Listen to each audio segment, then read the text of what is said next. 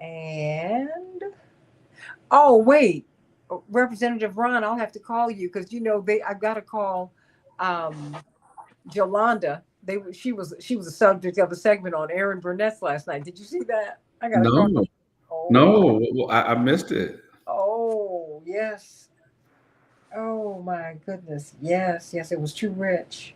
You might have to tell me, brief me offline, bring me up to speed. Oh, yes. Well, yes, Lord. Yes, Lord. Yes, Lord. It's a whole lot. Oh, okay. So I'm going to come on up, everybody. We are up, and we are going to be up in 15 seconds, and now in 10 seconds. Five. Hey, everybody. Welcome, welcome, welcome to the Santita Jackson Show here on AM 950 Radio, the voice of progressive Minnesota.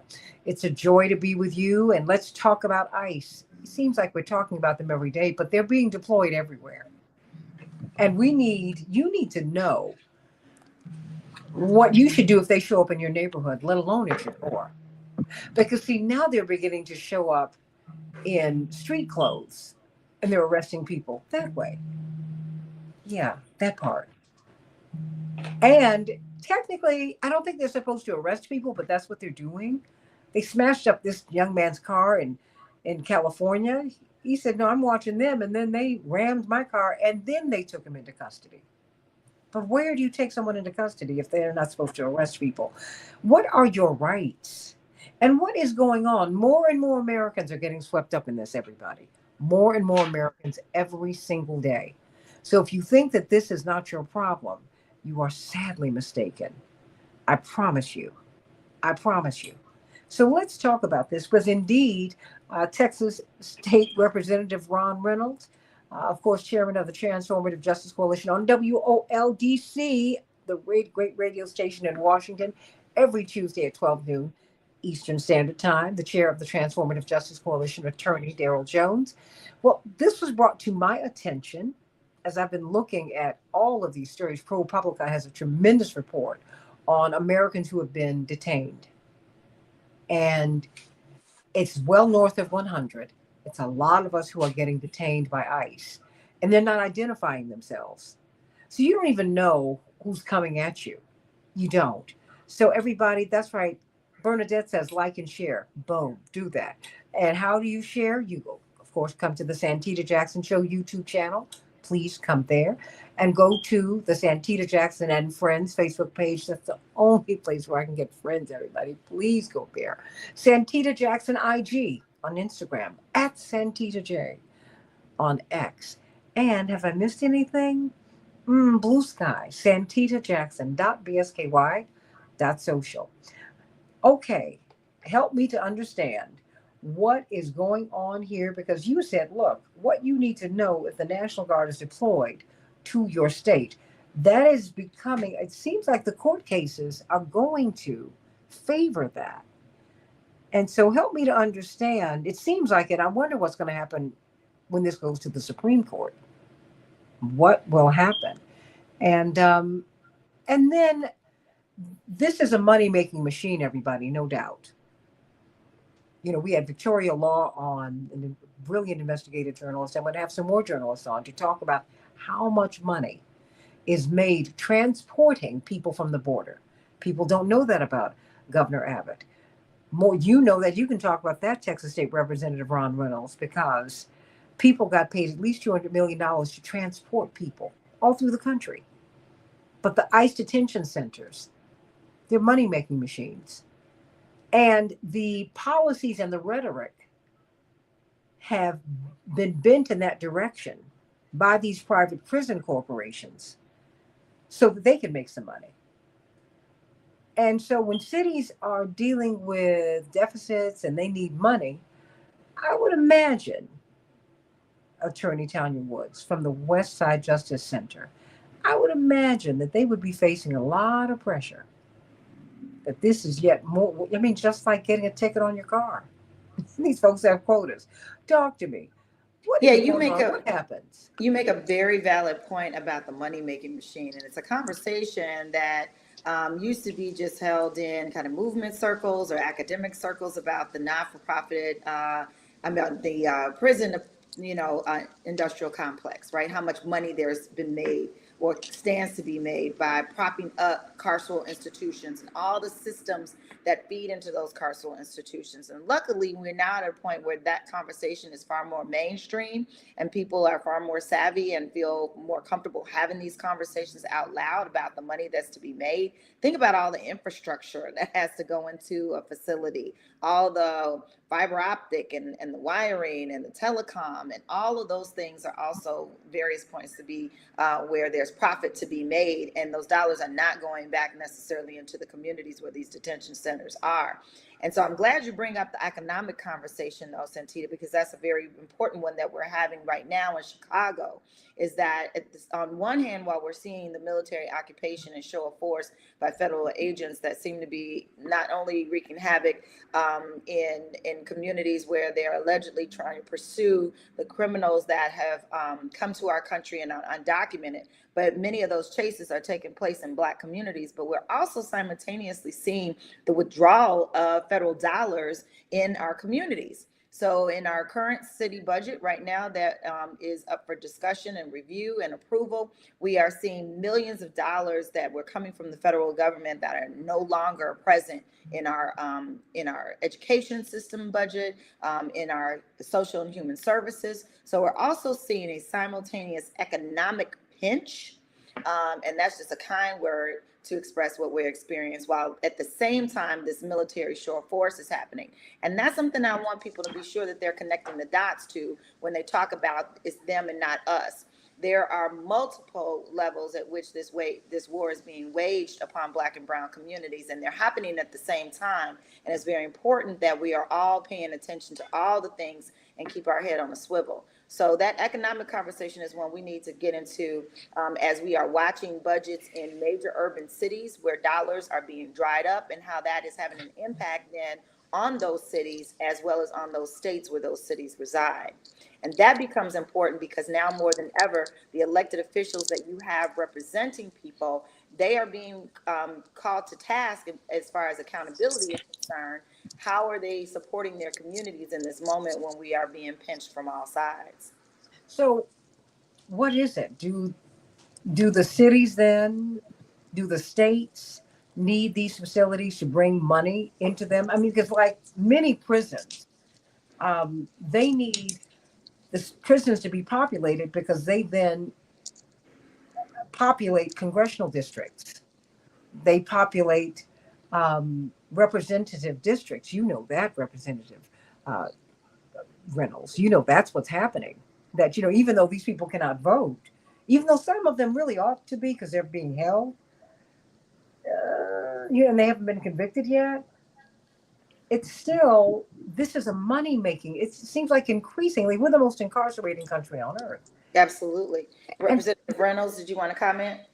Yeah, and I appreciate your commentary. What I want to add is this is big business. Private prisons are profit-making industry for people to lock up people who disproportionately look like this panel today.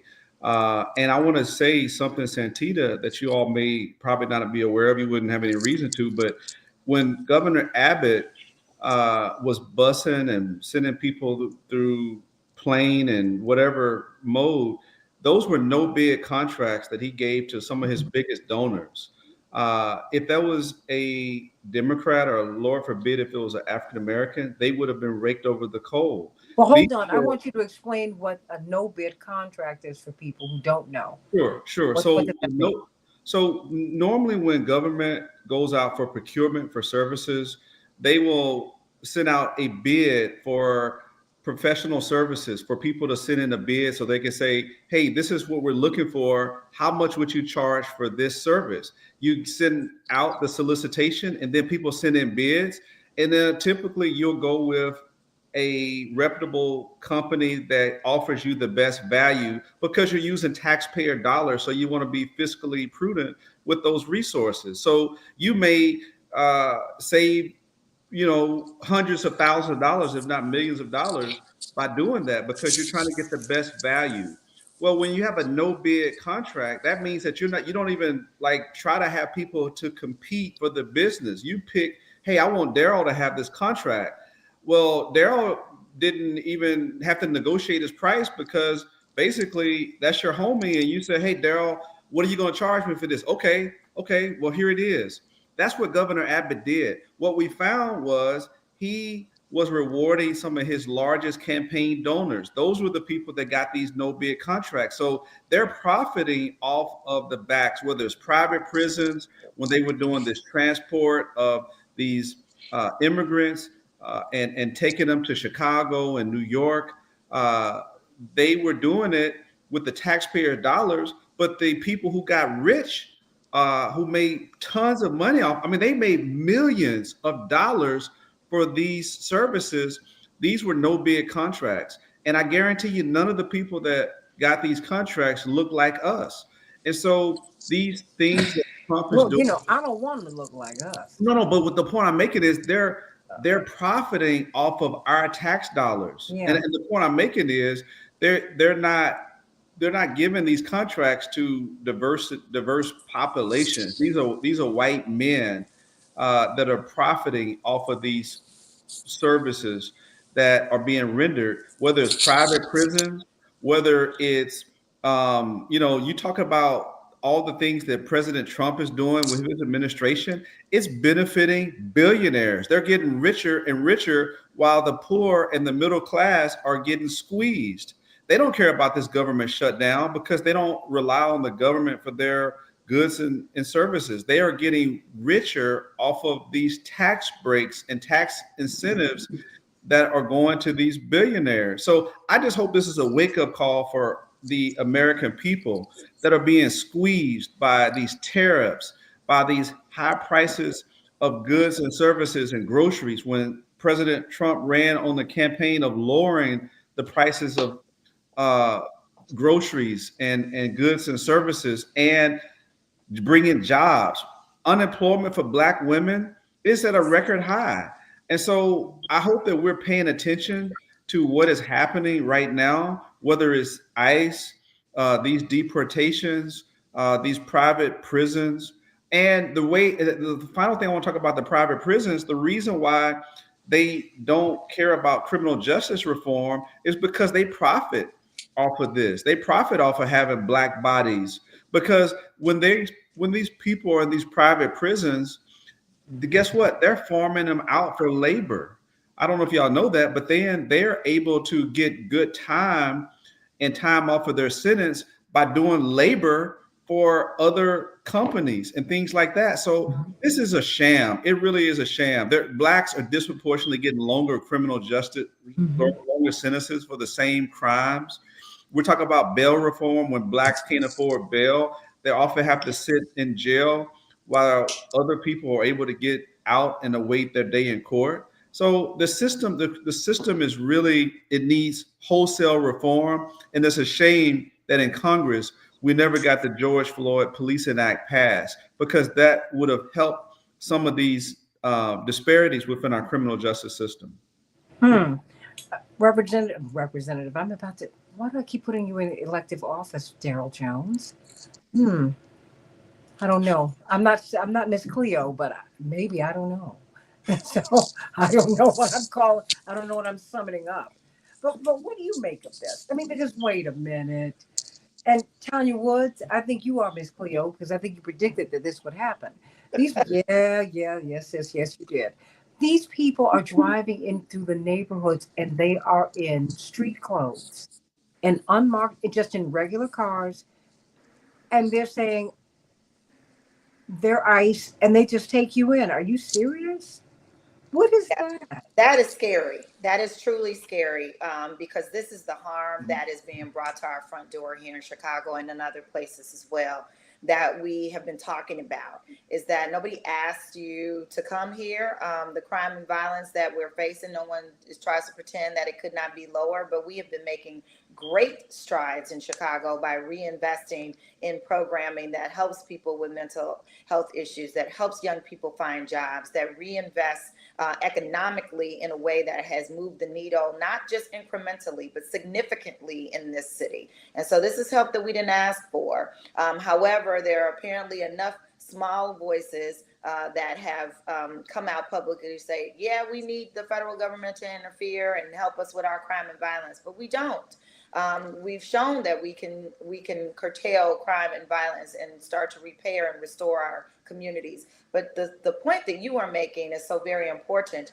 Under this pretext, now we are visited by armed agents. And I try to remind everybody right now it's Border Patrol, but there are several federal agencies that have their own law enforcement arms that can be deployed by the federal government and may show up. And that also includes the IRS, which is the Treasury Department. So today is Border Patrol. Tomorrow, we don't know who it'll be. But all of those entities can then show up, as they have been doing, with this strong show of force, with their battle gear and their shields and their guns and their weaponry in military full regalia, the camouflage, the boots, all the things that we are accustomed to perhaps seeing on television are now in the streets of Chicago.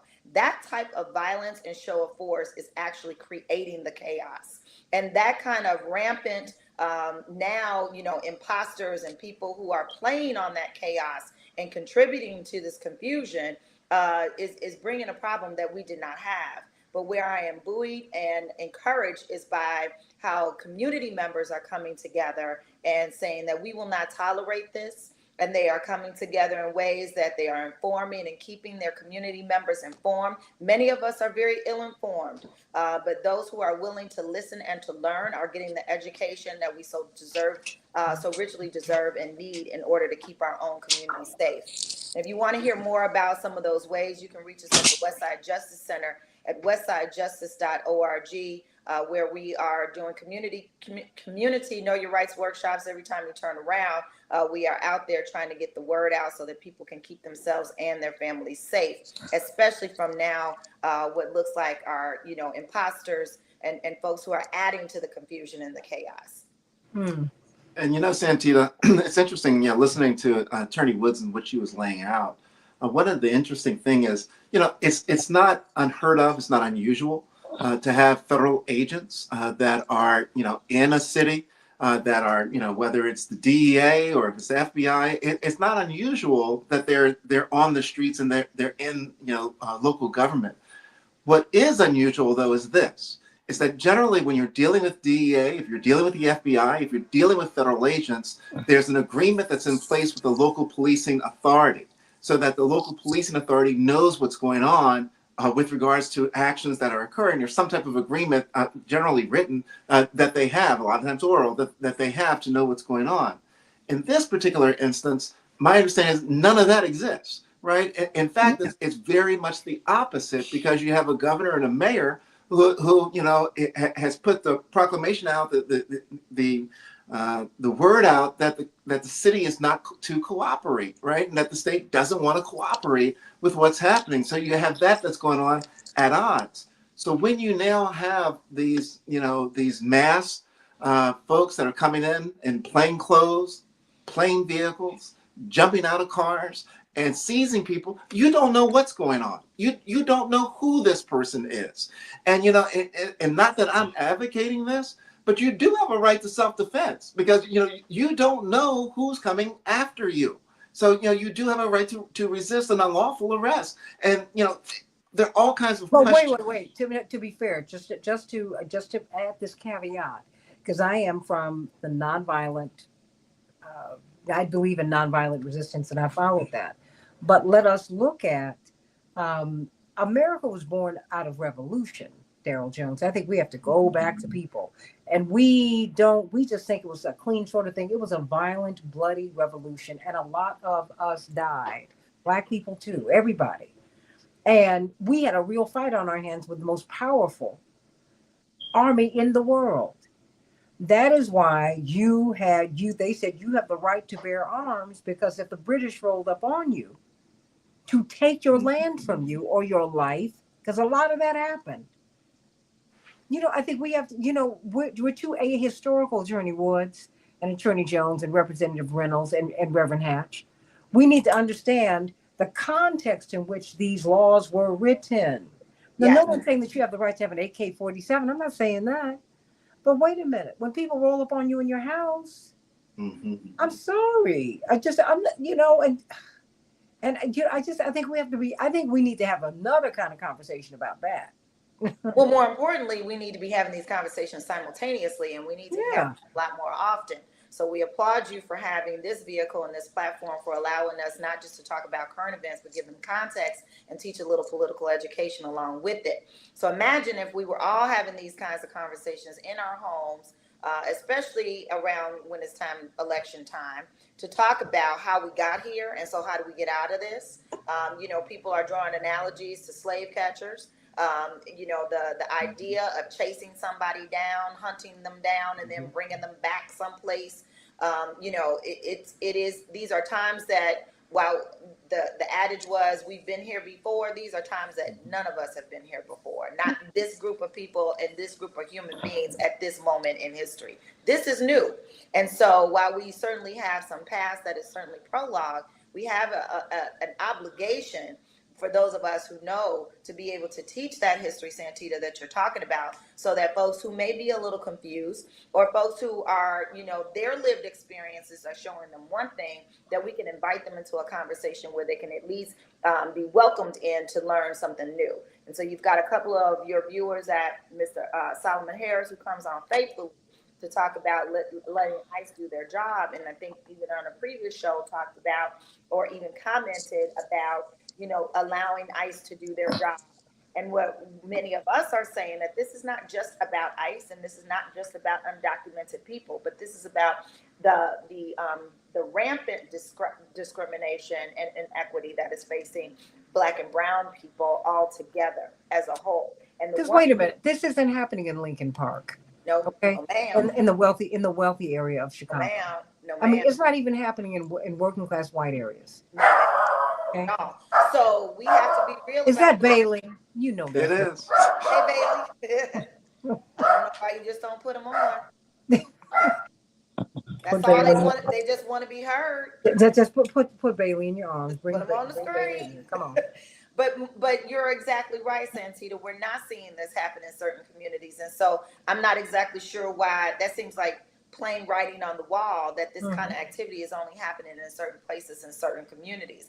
That being said, this is not about interfering with anything. This is about the laws must be applied evenly and equitably, and not discriminatorily, and not dictatorially either. So even within that, we know that our immigration laws have long been in need of reform, but many people don't know that. Many people don't realize that our system of our immigration policies still allow us to have quotas based on the country of origin. So there are specific number of people that can come from one country versus another. There are specific types of visas that can be issued in one country versus another. A lot of folks don't realize that. So the system, very much in the way that it is enacted right now, is inherently discriminatory and inequitable. And so before we start talking about, lawfully or not interfering with the enactment and enforcement of policies, we have to first understand what those policies even are.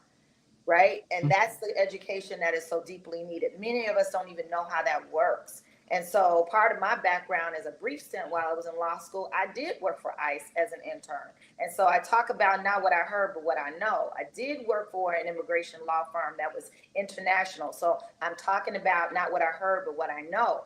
And that is why, for me and for many others like me, we continue to center Black immigrants, because we realize how often they slip through the cracks in the policies that we currently have. And those folks are walking around looking just like the five of us.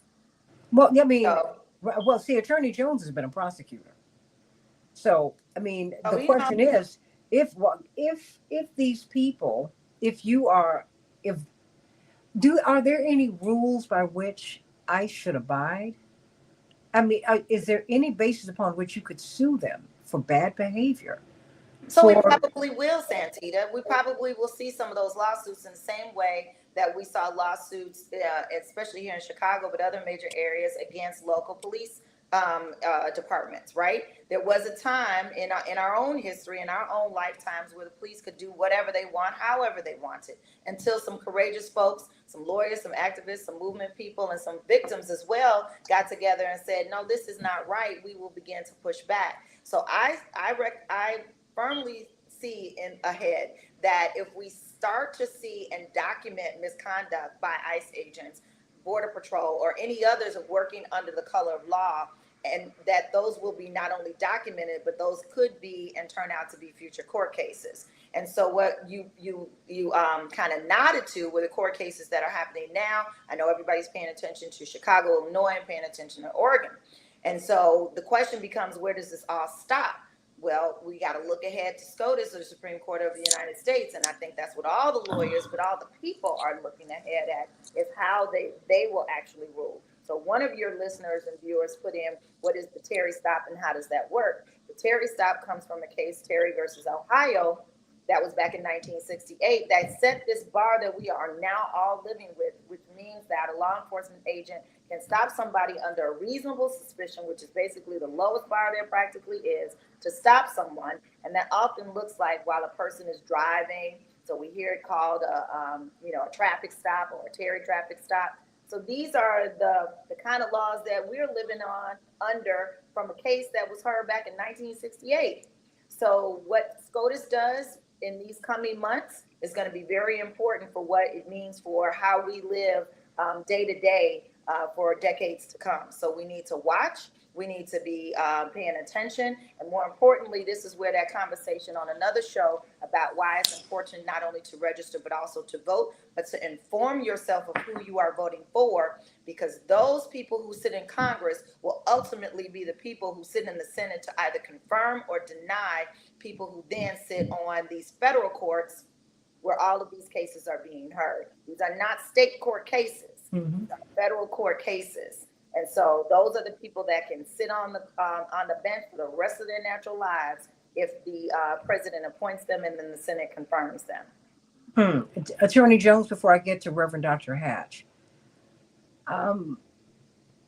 do local authorities, do local prosecutors, do they have any power here? Are they overseeing any of this, or are they just having to stand aside? No, they're not overseeing any of this at all. The local prosecutor, the best they can do in getting involved in anything is if local law enforcement gets involved in some form or fashion, then possibly the local prosecutors may be involved. But most typically, when you're dealing with federal issues, you're usually not dealing with a local prosecutor. You may be dealing with the assistant U.S. attorney for the particular area. But you're certainly not dealing with local prosecutors and handling those issues that are federal issues. And one of the things that Attorney Woods was speaking of, and one of the things that you brought up, Santita, which is going to be interesting, I have not known it to be litigated, so I don't know the answer to it. Perhaps Attorney Woods may. But, on the local level and the state level, when we're talking about policing authorities, we talk about qualified immunity.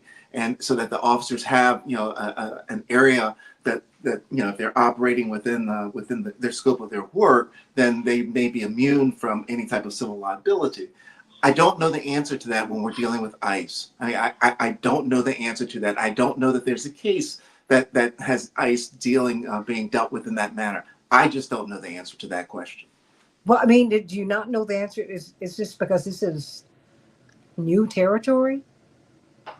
It's definitely new territory. It's definitely new territory, and I cannot recall, even in law school, reading any case dealing with qualified immunity and ICE or the Border Patrol. I just haven't heard it, or the National Guard. I just haven't heard that case. I don't know that it exists. Well, we didn't have Homeland Security and all of that. That's true. So it's like, and yes, Santita, this is uncharted territory for a lot of reasons. Certainly the idea of deploying National Guard that is from one state to another state. We've not been here before, not like this, right? Not like this. If that is not the equivalency of creating a civil war, I do not know what is. But that is space that we've never been in before. And so to Attorney Jones's point, while the state prosecutors don't have a role, what we do know is that our state attorney generals do have a role. And that's been particularly successful here in the state of Illinois. That being whether or not, I'm just gonna make it really super simple. You know, if there's a door, are they gonna swing it open or are they gonna keep it closed? When it comes to the deployment of National Guard or any other federal troops, the attorney generals of each state have that ability to do that. There was not an attorney general in Washington, D.C., because as we know, Washington, D.C. is not organized the same way that the rest of the states in the Confederate, in the Union are. So that attorney general basically is the attorney general for the United States, was allowed to let that door swing open. Now what we are seeing, and we are very fortunate to have Attorney General Kwame Raoul, who he himself is a Haitian American, and we are proud of it. Along with the lockstep of our governor, along with the lockstep of our mayor and our Cook County board, have all created basically a seamless wall, if you will, against what we are seeing as far as the occupation of federal government, this lawlessness by which they are running roughshod over what we thought were the laws that seem to have no regard. So those executive orders that keep coming out of the federal government are going to be tested for a while until we get to the Supreme Court. Reverend Dr. Marshall Hatch, you said that you were seeing new congregants because now more and more people are afraid. They're uneasy and yes, and even afraid. Now we're seeing reports where people in dress clothes, ICE agents, are not even dressed in their uniforms. They're in unmarked cars and they're driving through our neighborhoods in black and brown neighborhoods.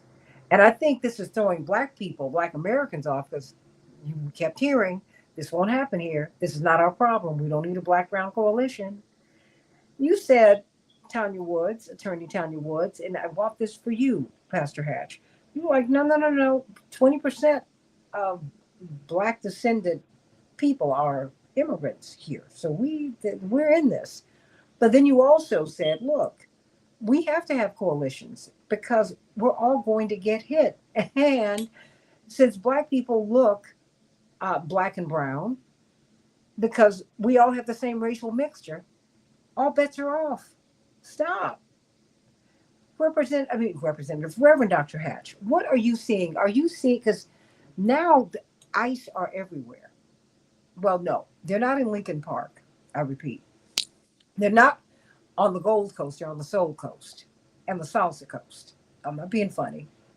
Just keep it at 100. So what are you seeing now? What kind of conversations are you having? I mean, not just in your neighborhood, but with other ministers and with other people who know you as a leader in the church community. Reverend Hatch. No, thank you, Santita, and to the panel and the guest and those of who are listening. This is, as has been stated, this is unprecedented in the sense that this is abnormal.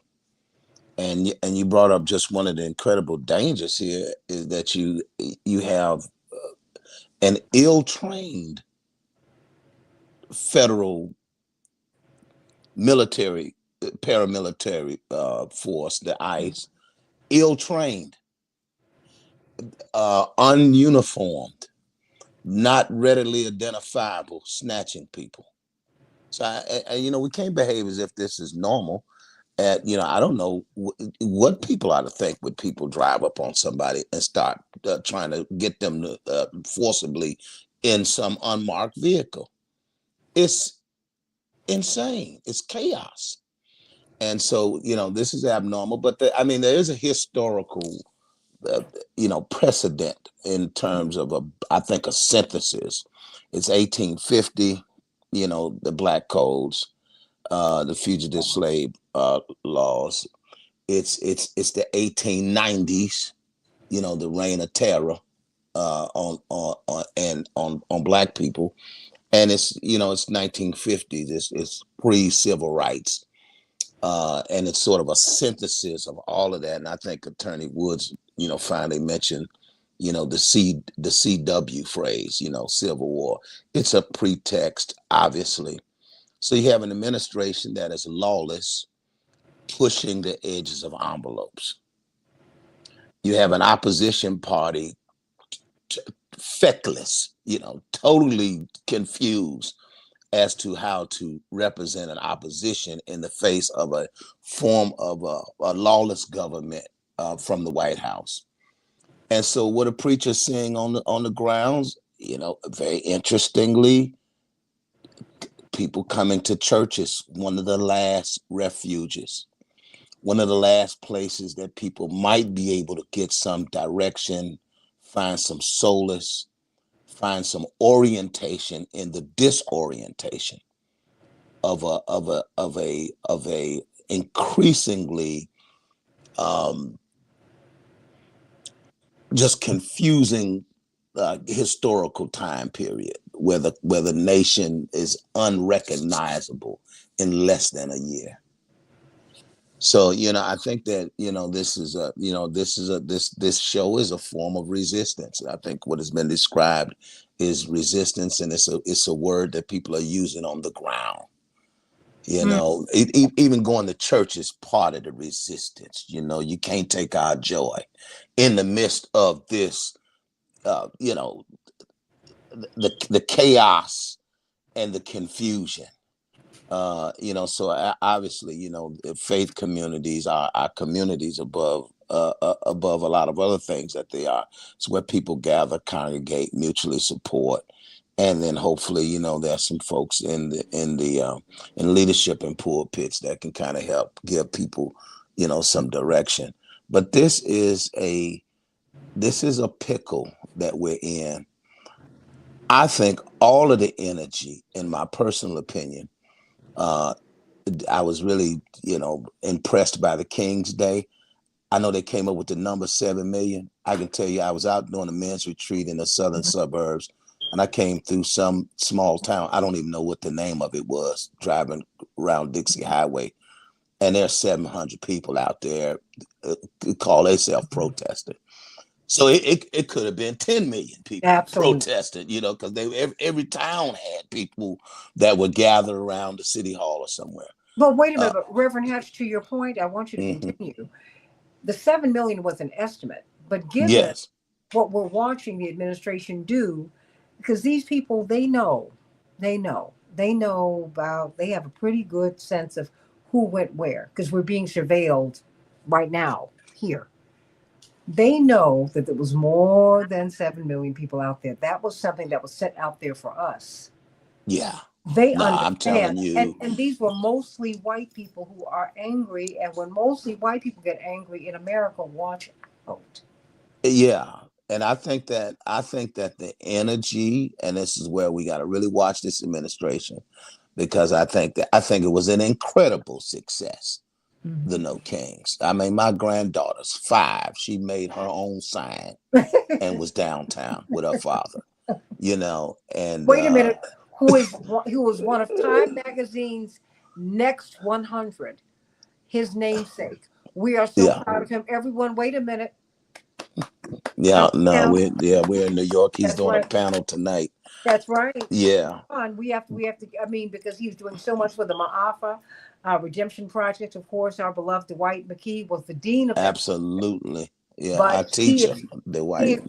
He's doing so much in this community, and we have to give credit to Mrs. Hash, to the First Lady. Absolutely. You had something to do with it, I know. Yeah, well, we all are blessed to follow her lead in many ways. The glue that holds it all together.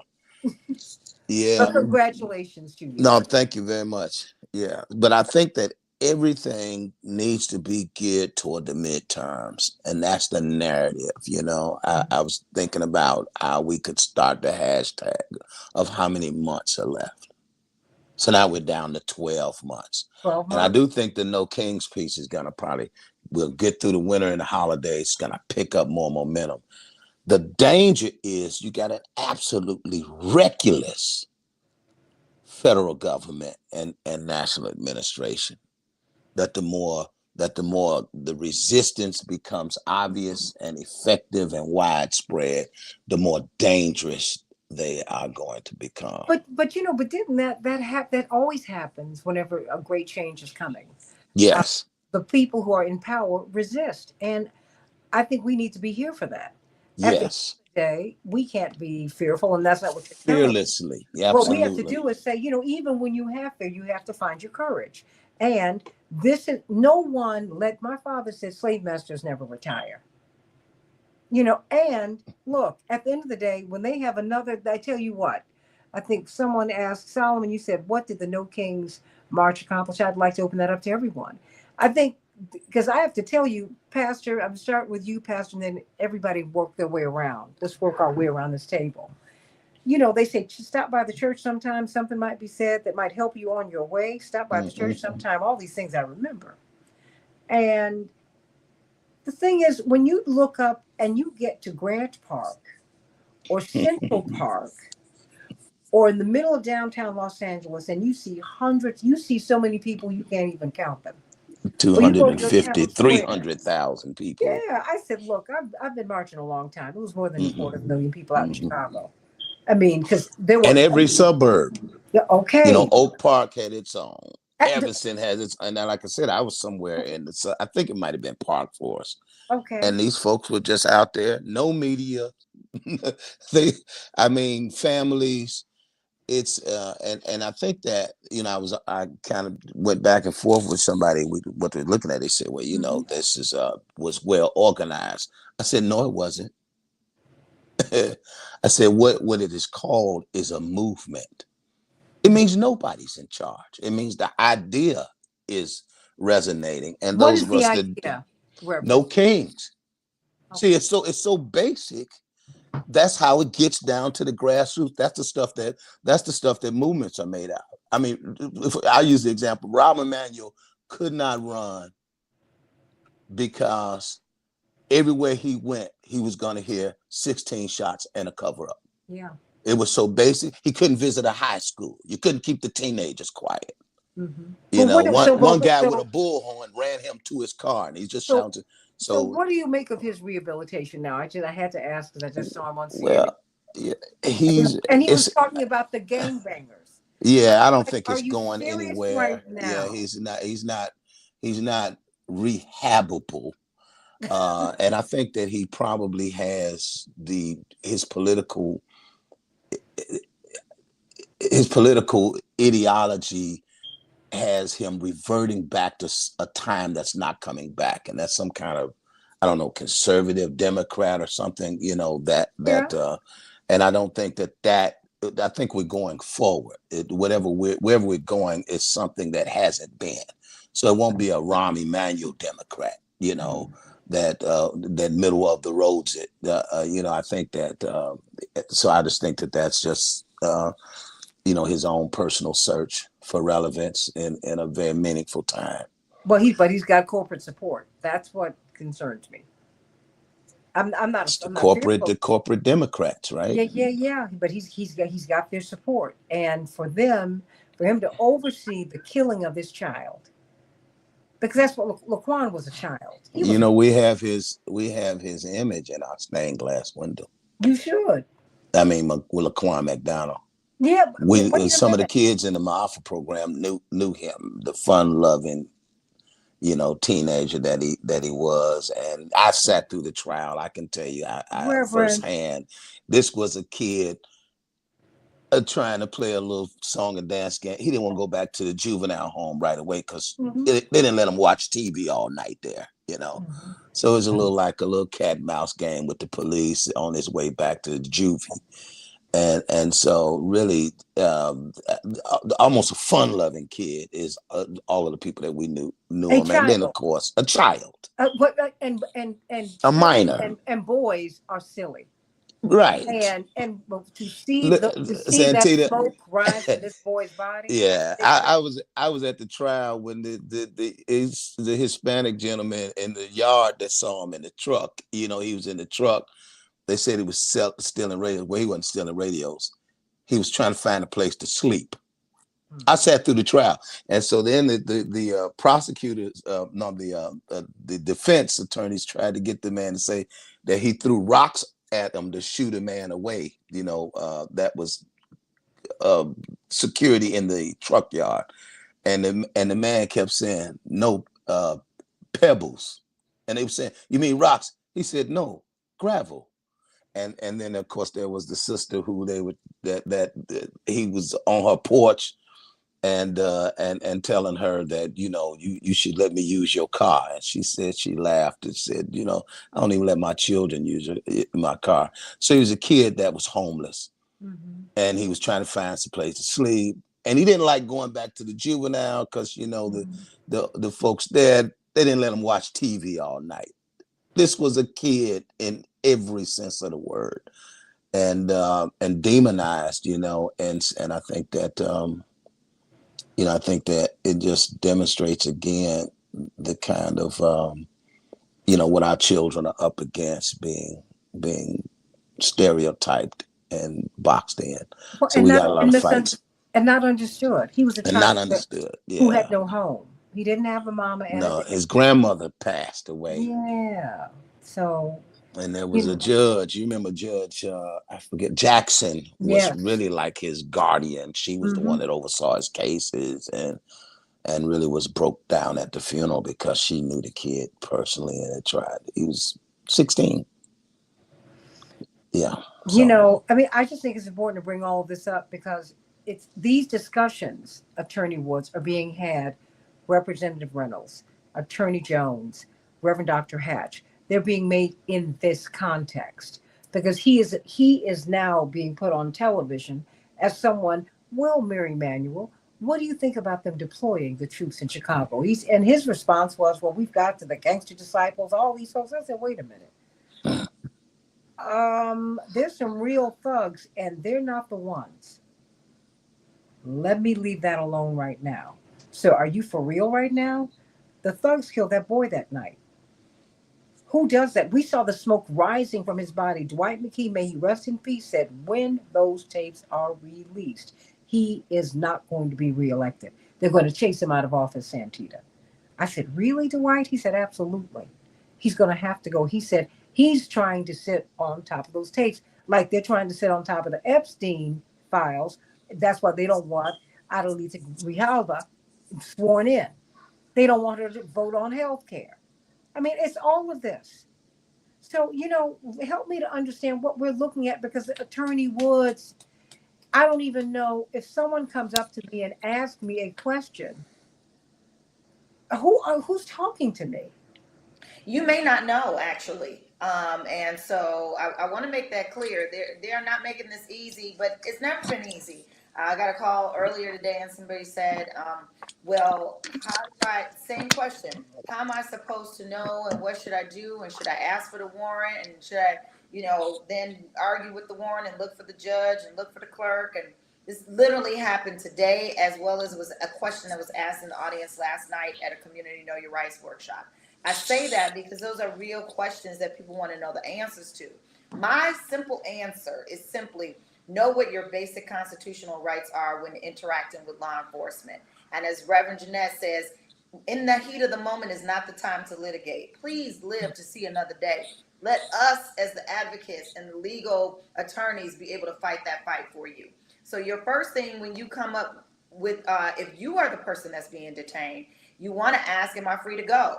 And that question allows you the opportunity to either determine if you're going to be detained or not. You will probably be asked more questions. Nobody is going to then say to you, oh, yes, you are, or, no, you're not. We're going to take you right on over here to 601 South. That's not how that happens. And so you will know in short order whether or not you are being detained. And you must assume that if they do not let you walk away calmly, that you are being detained. The second thing after that, then you're going to say, well, I will not talk without my lawyer. Up to and including, are you wearing a blue shirt? I will not talk without my lawyer. Where were you this morning? Did you just get out that car? I will not talk without my lawyer. We get a lot of questions about people asking, do they provide ID? And so the way in which we are really trying to arm people with information is not only knowing your rights, but knowing your risks when you are enforcing your rights. Because my risk may look very different than someone who has a previous criminal record. My risk is going to look different than that juvenile who's under 18, where law enforcement can say pretty much anything and detain them for almost as long as they want without even calling their parents. My risk may look very different than the person who is unhoused. We just finished talking about a situation like that, right? And so you must not only know your rights, but how you can enforce them safely with the minimal amount of harm to yourself and the people that you are around. After that, many of the questions we get are about, can they search my car? Can they stop me and frisk me? Yep, they sure can. Whether or not they're doing so lawfully, that's another question for another day. And we want you to be able to walk away from that interaction. Come see us, because you're going to call your lawyer, and then we will fight that fight for you when the time and the place is appropriate. But you can simply then exercise your next constitutional right, which is, I will not consent to any searches. I will not consent to any searches covers your body, your pocketbook, your glove box, your trunk of your car, as well as your home or wherever you are at that time. And so if we can simply get folks to answer calmly in those ways, that is not the time in that moment when you are angry, upset, your ears are turning red. I know mine do. Your nose is turning red. It might even start dripping a little bit because you're upset in the heat of that moment. That is not the time to litigate. And so know your rights, know your risks, but also then if you are or someone else, know where your resources are. So if you need to call an attorney, know what those hotlines are where you can reach somebody in the heat of that moment, or make sure that the people that you are with know who they should call. And so here in Chicago and in Illinois, we have Know Your Rights palm cards that on one side of the palm card are your constitutional rights that I've just described, when and how to invoke them. And on the other side are several frequently used hotlines that are specific here to Illinois. And those are available in English as well as in Spanish, but other languages are also available for people who their primary language is neither English nor Spanish. So if you want to hear more about that and how you can proliferate those in your community, please reach us at westsidejustice.org. That's westsidejustice.org. We are the Westside Justice Center, and we are here to help because we keep us safe. Can I thank you, counselor, and it's how we can work together. You know what we've been telling people in churches, and so I wrote down your R's: know your rights, know your risks, and then I was going to add, know your relatives. It's what we've been telling people. I know that's right. This is the time for you to always stay in touch with each other. That's Yeah. absolutely But people true. know your whereabouts and where you're supposed to be. And Reverend Hatch, that's one of your resources. Yes. So I've yes. talked on this show before in other places. My son has given me permission to do so. That at a point when we were in another moment of civil unrest, just about 5 years ago, you know, he chose to exercise civil disobedience in a calm and nonviolent way and was still arrested. But what he did before he left my house was to make sure that he huddled up his squad, gave them all the things that I am talking about now as far as the tools, so that in the event that he was detained, that his squad knew what to do and who to call. And so while mommy is still a lawyer, they also had other phone numbers that they knew they could call in order to not only make sure that he stayed safe and kept up with him, but if there were others that were also impacted, they knew what to do. And these were just college students at the time. And so if we can make sure that everybody that we know that we have influence over in our households, sitting at the kitchen table, people's phones that we keep going, people's tuition that we pay, and all those other ways that we stay connected. Reverend Hatch, you have definitely hit on the secret sauce. Know your rights, know your risk, know your relatives that are also one of your resources, and make sure that they know those numbers to call as well. And then I added another R while you were talking. Know your reverend. Yes, sir. Because we Yes, learned sir. from Reverend Jackson, we could go anywhere on planet Earth. And I Yes, told my sir. congregation, Yes, I sir. said, now for real good members, if you end up in the Congo, I'm coming to get you, you know, Yes, some sir. kind of way. We're going to take the offering up and send the pastor to come get you. So, you know, but a way just a building community through the catastrophe that we're going through that's going to be very important. But you know, I think that honestly, I think that's the upside of all of this, because it's going to help us to really.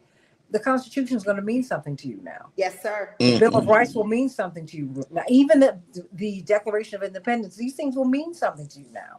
And you know, and you're going to demand that they teach civics again in our schools. I only have about literally 5 minutes. Literally 5 minutes. So that's 1 minute for each of you. So 12 noon Eastern Standard Time every Tuesday, WOLDC, your show, Daryl Jones, with Attorney Barbara Arnwine, what do you want to say? Folks, I just encourage everyone that, if you're encountered by the police, if there's one of these encounters that occur, understand that you want to say no, right? You do not consent to any searches, don't consent to any statements, nothing along those lines at all. Don't do it. If they're asking you, it's because either they don't think they have the right to do it, or because they're not certain if they have the right to do it. You should say no. And it's going to be difficult sometimes for you to say no because they're going to do things to try to trick you. So just be certain, center yourself and say no. And then the last piece I want to say very quickly is now's the time to check your voting rights and your voting registration status, because we need to be certain that you're voting for people that are being consistent with the positions that you're taking, Santita. This is the time to do that right now. No, yeah, and you need to know judges. You need to look. If you want a republic, you got to be involved. Everybody. Texas State Representative Ron Reynolds, do you all have an ICE issue down in Texas? I know you got a Governor Abbott issue. No, because they're sending them to others. They're sending them to Chicago. So it's a red state. So they don't even. Yeah. But what I would say, in the spirit of Reverend Hatch, we have to be resilient and continue with our resistance. That is what I recommend. So those are my R's.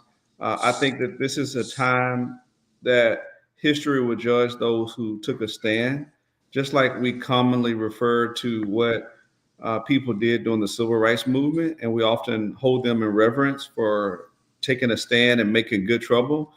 This is our civil rights moment right here. We're being tested. And although we don't necessarily have water hoses and billiard clubs and not often nooses, we have ICE. We have threats of being indicted from the Justice Department, so that they're weaponized. So, but this is our time to stay resilient, to resist, and I think in the long run we will be rewarded. Thank I you. love all these R's. It's real rich. I love it. I had to come up with something. Come on. But you know what, Pastor Hatch, I'm going to let you say something before the person who really said we've got to talk about this today. You will close us out, Attorney Tanya Woods. But Pastor Hatch, since you got us rolling with these R's. I just got one more R I got from you all. I knew it. And that's registration. That's right. This is all about the midterms next year, and everything needs to be that we do needs to be in mind that we are mobilizing for the midterm. So the next R is make sure you're registered to vote. We need to have millions of registrars at the next No Kings March. Or if you're walking down the street, become a registrar so that you can ask people if they're registered to vote and get them registered to vote. We need to do that. Attorney Tanya Woods, Westside Justice Center, of course, westsidejustice.org. What would you like for us to know? Absolutely. Know your rights, know your risks when you're enforcing them, do so safely, and keep yourself as far away from harm as possible as well as those with you. But know your resources as well. Make sure that you are armed with information on your person that you will be able to access easily and quickly. And if you want more information about how to host or sponsor a community Know Your Rights in your neighborhood, then reach out to us at westsidejustice.org. That's westsidejustice.org. If you'd like to know more about those palm cards that I spoke of, where on one side are your rights and on the other side are those hotlines, then please reach us where? At westsidejustice.org.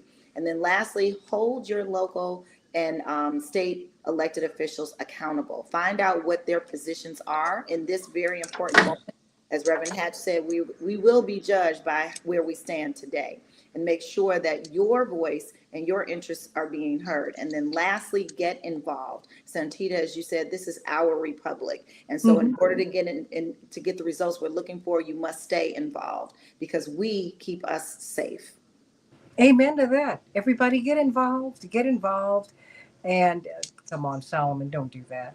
The thing is, get involved. Jesus was killed as a political figure. He wasn't tossing flowers. Okay? So just stop it. You need to get involved. Dr. King made a choice. He got involved, and he got put out of the National Baptist Convention because he said, "No, I got to free my people, and they're up under an oppressive political system." And he put my father on that track. And it is through them and Reverend Hatch and people like them in that tradition, they've been free enough to help get us free. So your religion should not be your party. Your party should be, you should. What did my father say? My politics, my religion shapes my politics. Politics should not be shaped around my religion. Just stop. The Republicans ain't holy, and the Democrats ain't devil. The Democrats ain't devil, and the Republicans are not holy. They're just parties. I mean, that's it. So get on over that. When I see a conservative, that does not mean that I'm looking at someone holy. It just means someone who says that they ain't going to do something in public. They might be doing it in private. Enough. Enough.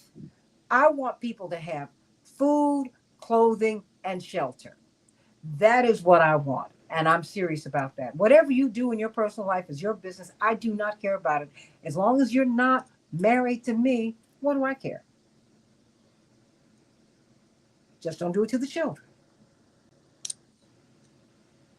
And behave appropriately in public and in private when you are with other people. That's what you do. That's enough. Enough. And stop acting like, look, Jesus said, wait a minute. Yeah, he who was without sin cast the first stone.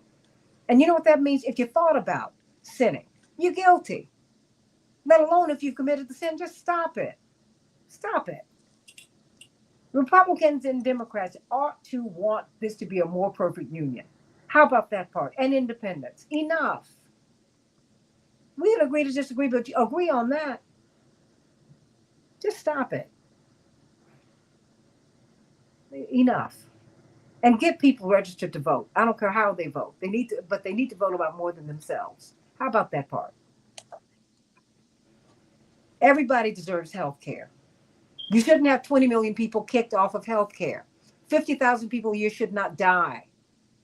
Government workers should not be threatened with not getting paid because of how they voted. We have government workers who are lining up down the street for blocks because they can't get it. They don't have paychecks coming. They want to work.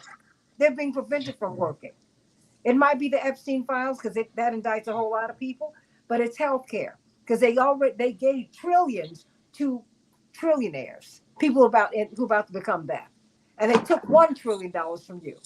But they're gonna cough up $20 to $40 billion for Argentina. Are you for real? You ought to be insulted by that. Now, where's your insult level? Enough. Veterans shouldn't be homeless, and teachers shouldn't be either. And garbage workers shouldn't be homeless. This is a civilian society. Nobody should be homeless. And you don't put the military above the civilians. It's all one level, everybody. Otherwise, that's when you have a dictatorship. When the military overtakes everything. Ask Dwight Eisenhower. He saw this happening. Ask Barry Goldwater, who was a right-winger. He said an authoritarian presidency is going to be a very dangerous thing. He said this in 1964, Marshall Hatch. Pastor Hatch, that's what he said. And Ronald Reagan said that the minute we cut off immigration, America would no longer be great. Come on now. His last audible speech. His last you would now. You shame on you. Well, I mean, you know, I know the one that yeah. I know what you meant. Well, the last one he remembered. Yeah, we remembered that he. We remembered. Gave that was memorable.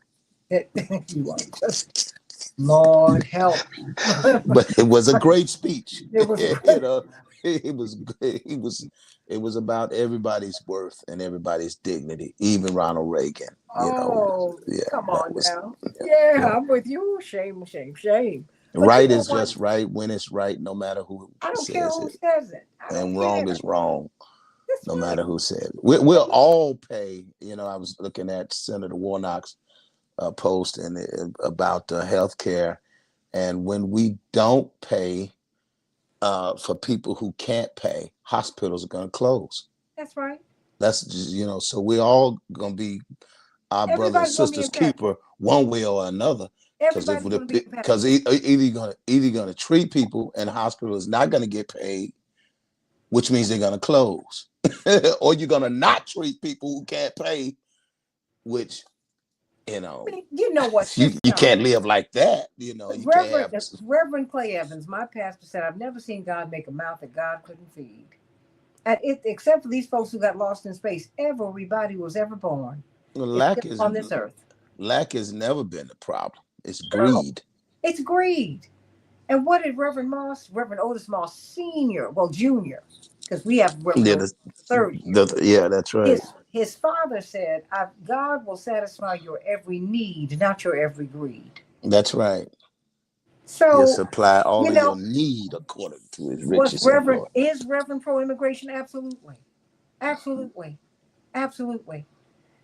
And let me tell you, more than that, he believes you're supposed to treat every person as your sister and as your brother. Yeah, you and don't that's how we've always been. We've made families out of strangers. That's it. We've taken in the children. We take in the children when somebody dies. The family absorbs them. That's been our tradition, our faith, our culture of us at our best. And you know we're what? a welcoming people. But let's stop playing the games on immigration. They are bringing people in to be cheap labor to undercut decently paid labor in America. That's why that's the corporate policy of America. That's it. So that's why we were brought here. So that's the fight. Not them. You don't need to fight them. You need to fight that. Yeah. I mean, you need a sensible and a sane immigration policy, obviously. That's it. That also has your values, but they would not be coming in if the corporations did not want them here in order to to devalue the cost of labor. If they were, there you go. That's why they're bringing them here. Yeah, no, this is not, and none of us are in charge of that. No, we're not doing that. No, and they're not either. And I tell you what else is just, I mean, because we've always been global. From Du Bois to Martin to Jesse. We always seen ourselves as parts of 2/3 world. I mean, how are you going to get over the fact that you destabilize the economies of South American countries as a part of our foreign policy in our backyard? So that we can take their... We gangster Venezuela. And then the president uses profanity, don't F with America. Thank you. And you want to be passionate. Gangsters? You all want to get angry. The reason they nationalized their resources is because we were in there raping them. They said, no, what we're going to do is take all this oil that God has given us, and we're going to make sure that everybody has access to great health care. We'll make sure everybody goes to school. We want to eradicate poverty. We have been Venezuela on that. That is what they have been trying to do. It's immoral, and it's also short-sighted, though, because, there's no appreciation to one of the most effective forms of power in foreign policy, and that's soft power. As JFK was a master of it. Absolutely. Creating the Peace Corps.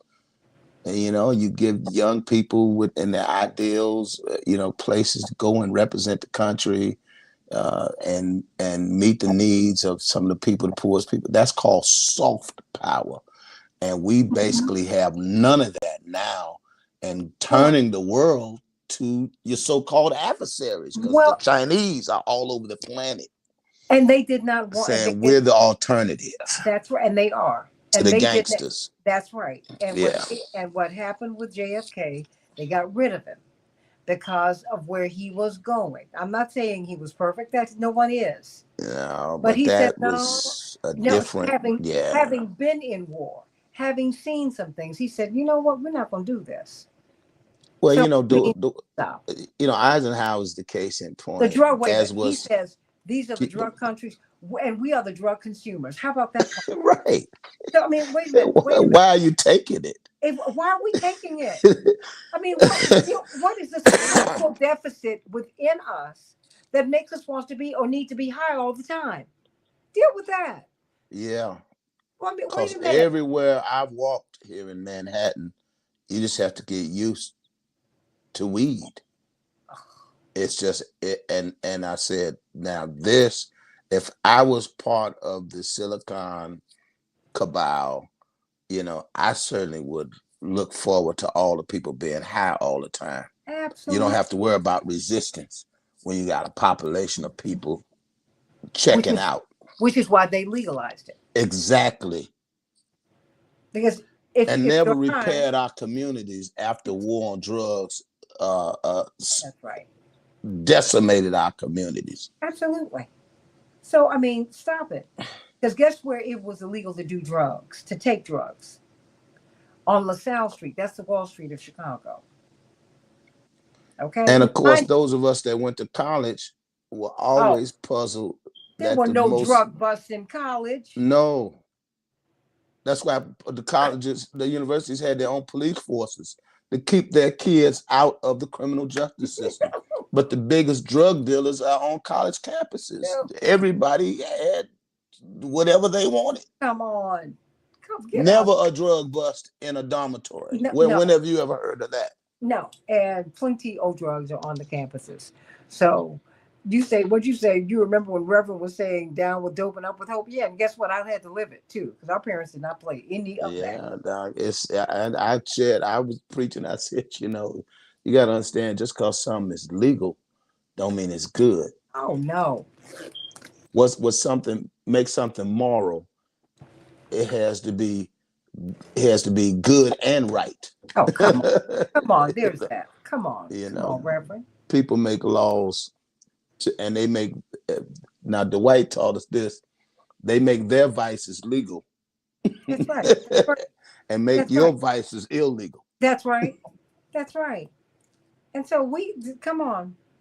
But That's it serves a great purpose, to have everybody zonked out and unable to organize that's resistance against a government that's plundering the people. that's the point. And that's Hmm. and that's why they do what wait a minute, I'm gonna have to say goodbye to y'all. And Yeah, I gotta run wait a too. minute, and his son is being honored by Time Magazine. He's one of the next 100 leaders in the United States of America. So I want you Yeah, to be on the lookout, because he is a wonderful, wonderful young man. And we're so proud of him, so proud of him. And but with his lineage, he couldn't miss great mother and father, and a great church community, and a whole lot of people who love him, and I'm in that number. great There we community. go. Yeah. Okay, thank you, Okay, Santita. try and Headed hold your out. try and keep your shirt together, because I know it's gonna bust wide With open. pride, right? Yeah. Yeah. Yeah, he's done a good Love you. job so far. I love peace Love, much love. and AM your 950 family. Radio, All Voice of right, God Progressive bless. Minnesota. Love y'all. Peace. Peace.